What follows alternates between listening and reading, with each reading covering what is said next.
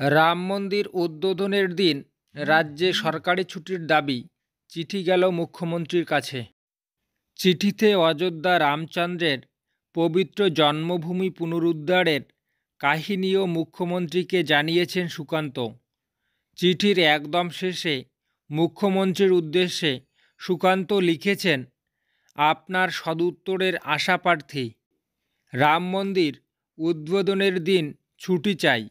মুখ্যমন্ত্রী মমতা বন্দ্যোপাধ্যায়কে চিঠি দিলেন বিজেপির রাজ্য সভাপতি সুকান্ত মজুমদার। চিঠিতে আরও কী বলেছেন তিনি? রাম মন্দির উদ্বোধনের দিন কেন্দ্রীয় সরকারি কর্মীদের জন্য অর্ধ দিবস ছুটি ঘোষণা করেছে কেন্দ্রের বিজেপি সরকার। এবার এ রাজ্যে ওই দিন ছুটি ঘোষণা করার দাবি নিয়ে মুখ্যমন্ত্রী মমতা বন্দ্যোপাধ্যায়কে চিঠি লিখেছেন বিজেপির রাজ্য সভাপতি সুকান্ত মজুমদার। চিঠিতে অযোধ্যায় রামচন্দ্রের পবিত্র জন্মভূমি পুনরুদ্ধার এর কাহিনী ও মুখ্যমন্ত্রীকে জানিয়েছেন সুকান্ত। চিঠিতে একদম শেষে মুখ্যমন্ত্রীর উদ্দেশ্যে সুকান্ত লিখেছেন, আপনার সদুত্তরের আশাপ্রার্থী। মুখ্যমন্ত্রীকে লেখা চিঠিতে বালুরঘাটের বিজেপি সাংসদ বিদেশি আক্রমণকারীদের হাত থেকে রামচন্দ্রের জন্মস্থান পুনরুদ্ধারের লড়াইয়ে বাংলার দুই বীরের অবদানের কথা উল্লেখ করেন। তৃণমূল সরকারের আমলে অনেক নতুন তিথি, পরব কিংবা জন্মদিবস সরকারি ছুটির আওতায় এসেছে। এ কথা উল্লেখ করে সুকান্ত মমতার উদ্দেশ্যে লেখেন, চলতি বছরের জন্য আপনার বিশেষ অধিকারে একটি বাড়তি ছুটি উপহার দিন রাজ্যবাসীকে।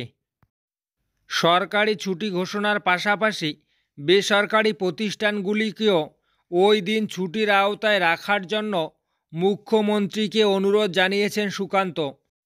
গত বৃহস্পতিবারই অর্ধ দিবস ছুটির বিষয়ে বিজ্ঞপ্তি জারি করে কেন্দ্র।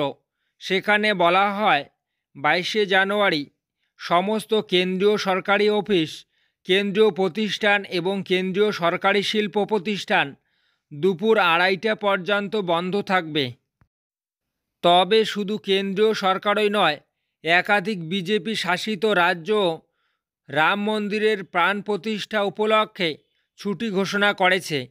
উত্তরপ্রদেশের মুখ্যমন্ত্রী যোগী আদিত্যনাথ ওই দিন রাজ্যের সমস্ত স্কুল, কলেজ এবং বিশ্ববিদ্যালয়ে ছুটি ঘোষণা করেছেন। উত্তরপ্রদেশ এবং মধ্যপ্রদেশে রাম মন্দিরের প্রাণ প্রতিষ্ঠার দিন মদের দোকানও বন্ধ থাকবে বলে জানানো হয়েছে। উত্তরাখণ্ড, ছত্তিশগড়, আসাম সহ হরিয়ানাতেও প্রাণ প্রতিষ্ঠার দিন মদের দোকান বন্ধ থাকবে। বিজেপি শাসিত আর এক রাজ্য গোয়াতেও সমস্ত স্কুল এবং সরকারি অফিস বন্ধ থাকবে। যারা ছুটি পাবেন রাম মন্দিরের উদ্বোধনী অনুষ্ঠানে, তারা যাতে চক্ষুষ করতে পারেন তার জন্য সোমবার বেলা 11টা থেকে দুপুর 1টা পর্যন্ত গোটা অনুষ্ঠানই দেখানো হবে টেলিভিশনের পর্দায়। ডিডি নিউজ এবং ডিডি ন্যাশনালে প্রাণ প্রতিষ্ঠার অনুষ্ঠান সরাসরি সম্প্রচারিত হবে।